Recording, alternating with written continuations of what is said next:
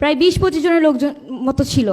তো সেখানে হচ্ছে আমাকে তুলে নিয়ে গিয়ে তুলারাম কলেজের ওইদিকে কলেজ রোড ছিল, কলেজ রোডের গলিতে হচ্ছে মেবি আজমির ওসমানের বাড়ির নিচে আমাকে ওখানে একটা অফিস ছিল, সেই অফিসে নিয়ে যায়।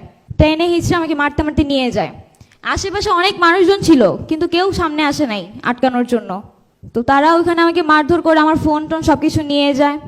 তারপর সে অফিসে নিয়ে যাওয়ার পর প্রত্যেকটা মানুষ হচ্ছে অনেক বাজে বাজে ভাবে কথাবার্তা বলছে, অনেক বাজে গালিগালাজ করছে, আমার ফ্যামিলি নিয়ে অনেক কথাবার্তা বলছে।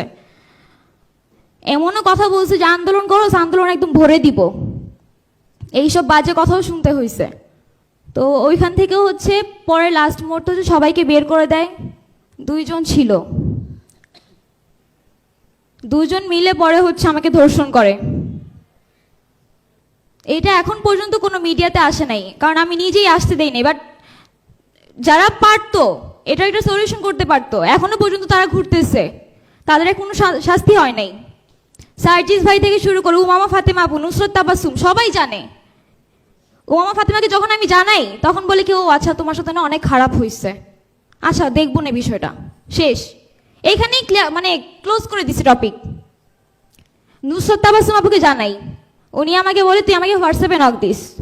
টিএসসি ক্যাফেটেরিয়াতে আমি তার পাশের টেবিলে বসা, তাকে হোয়াটসঅ্যাপে নক করি, সে হোয়াটসঅ্যাপে মেসেজগুলো সিন করে কিন্তু কোনো রিপ্লাই করে না।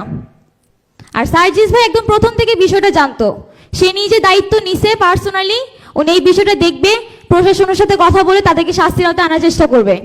সে আমাকে প্রতিনিয়ত বলতে কি যে তুমি আমাকে হোয়াটসঅ্যাপে নক করো, আমি ভুলে যাই, অনেক কাজে থাকি তো, ব্যস্ত থাকি, তুমি আমাকে মনে করিয়ে দিও। আমি প্রতিদিন তাকে হোয়াটসঅ্যাপে নক করতাম, ভাই আমার বিষয়টা কি দেখছেন, কিছু করছেন। সে হঠাৎ করে হচ্ছে প্রায় 1 মাস পর আমাকে মেসেজের রিপ্লাই দিল, প্রত্যেকদিন মেসেজ সিন করে, কোনো রিপ্লাই নেই। একদিন হঠাৎ করে রিপ্লাই দিয়ে বললো কি আমি কাজে অনেক ব্যস্ত আছি, পরে তোমার এই বিষয়টা নিয়ে দেখব। ঘটনা ওখানেই ক্লোজ করে দেয়।